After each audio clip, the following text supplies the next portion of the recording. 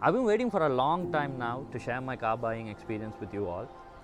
So I'd be really happy if this helps out at least one person with his or her car buying.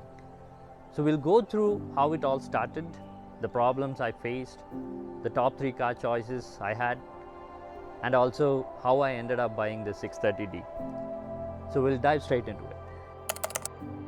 Almost a year ago, when I set off to purchase a car, I was also inclined towards buying an SUV. That was the market trend back then, and it is also right now. All the car manufacturers are investing more on bringing in more SUVs to their portfolio. So I also didn't want to get missed out on the market trend. So what I had in mind was to get something in the entry-level luxury segment. But I had a major problem in front of me. So let's discuss what it is. Till then, I was driving my dad's 15-year-old Maruti Suzuki 800, and you could imagine how outdated I would be when it comes to modern day cars. And I had no clue on what the modern day cars priced more than 10 lakhs offers when it comes to safety, powertrain, the other features, etc. And I felt like without knowing all these details, I wouldn't be able to justify myself when it comes to paying the extra premium for the luxury brands. So I had 2 options with me. One, to just go straight, test drive all the luxury brands and just buy whatever I like. It's as simple as that. And the second option being, test drive everything that is below the luxury range, understand what they offer, compare it with the luxury brand, and make a decision whether to pay the extra premium or not. So I decided to go with option number 2. Wanted to take it slow. So I started test driving all the cars with a price range starting from 10 lakhs. And post getting a clear picture on what they offer, I took the next step and started test driving the cars in the entry-level luxury segment. So I've written a crisp review comments of all the cars I've test driven in my TeamBHP article, the link to which is given in the description below. You can go ahead and check that out.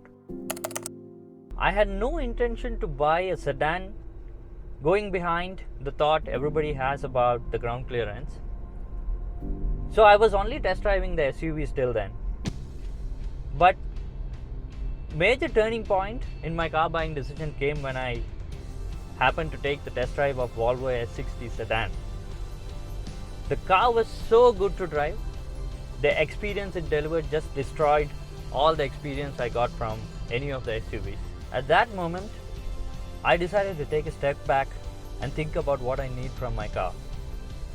So all I needed was a fun to drive car, which is comfortable and had a decent luggage space. And I was sure that I'd be driving mostly on highways. So rather than going behind some ground clearance, I thought it perfectly made sense for me to get a sedan. After finalizing that it's a sedan that I'm going to get, I started test driving all the luxury sedans.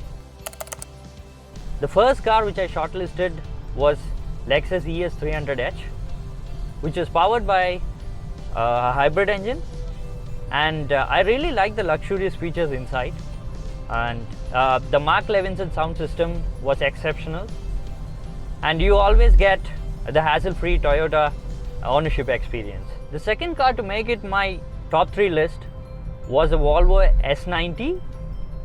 The car was really great, comfortable car, rich in features, and I personally liked the Scandinavian touch, and the fit and finish inside a Volvo is something none of the other car manufacturers can match. After that, I test drove the BMW 3 Grand Limousine. The car was super fun to drive and it was literally able to put a smile on my face. And with that excitement, I went ahead and test drove the 5 Series and the 6 Series. 5 and 6 being heavier cars, the 2-liter engine was not able to provide that much fun like it did in 3 Series. That's when I came to know about the range-topping variants of the 5 and 6, powered by a 3-liter engine, and these cars also had all the bells and whistles in them. Compared to the 5 Series, the 6 Series made a lot more sense to me because the 6 added more practicality bits. To name a few, the 6 being built on a 7 Series platform. The inside cabin space is very good. It has a very large boot space. It also has an adaptive air suspension which can be used to raise the height of the suspension by 20 mm. And because of all these, the car made it to my top 3 list. So I finally decided to go with the 630D because that was the most fun to drive car. At the same time, it didn't compromise on the comfort and the practicality bits. I would like to make use of this opportunity to thank few people who has made my test driving experience very hassle-free. So starting off with Gokul, Volvo Sales, Varman, Sales Lexus, and finally Rajsekhar, Manager, Kun BMW OMR showroom, who has made the delivery experience very hassle-free as well. I really appreciate all the help you guys have provided, and also for making my car buying experience a really memorable one. Thanks a lot, guys.